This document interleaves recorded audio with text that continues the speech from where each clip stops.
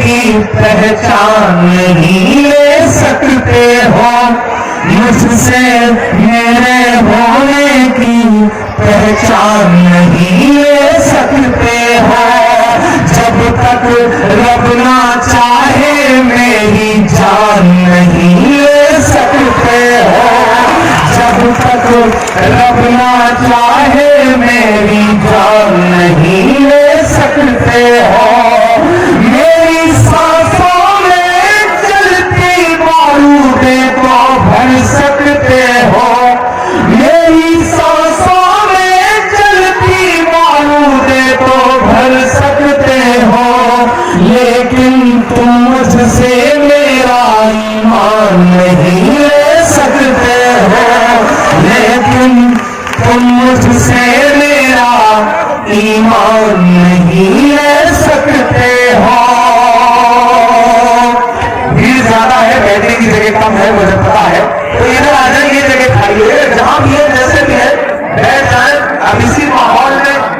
Address करने का सलीका सीखिए, क्योंकि वो मुसलसल दुश्मन है, जहां की निगहबानी में रहना है, जहां घड़ियाल रहते हैं उसी पानी में रहना है, तो इसीलिए करना है। जैसा भी माहौल है, जैसे भी हालात है, और वॉलंटियर से भी गुजारिश है कि बिल्कुल आप बैठ जाए और ऐसे चुप हो जाए जैसे आजकल अडवाणी जी चुप रहते हैं,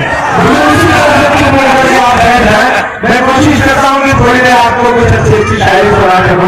जिसके लिए या तो बहुत बदनाम हूँ या बहुत मशहूर हूँ, मैं कोशिश करूंगा, लेकिन ये जो हमारे पहले ये बैठ जाए, क्योंकि आप जब तक बैठेंगे नहीं तब तक फिर बोलना बंद नहीं करेंगे, और जब तक बोलना बंद नहीं करेंगे मैं सुनाना नहीं शुरू करूंगा। जहां थोड़ा थोड़ा जगह बना करके सबको बिठा लें आप सारे लोग, ताकि मैं सुनाना शुरू करूं।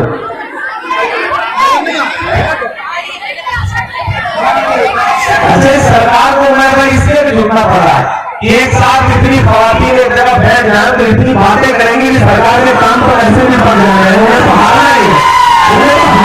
है, अमित शाह साहब और नरेंद्र मोदी साहब को तो हारना ही है, उन्हें पता नहीं, उन्हें औरतों की ताकत का अंदाजा नहीं है। दरअसल नरेंद्र मोदी साहब ने तो शुरू से ही मतलब पलाया ले लिया था ना, भागी खड़े, वैसे तो सबसे भाग रहे हो, अपनी भागना ही है, उन्हें अपनी हारना ही है। अब मैं थोड़ी देर को मैं शुरू करता हूँ, बहुत अच्छे से पहले 4 दूसरे बोल देता हूँ आप कि चाय वाले बाबू चाय लेके डूबेगी,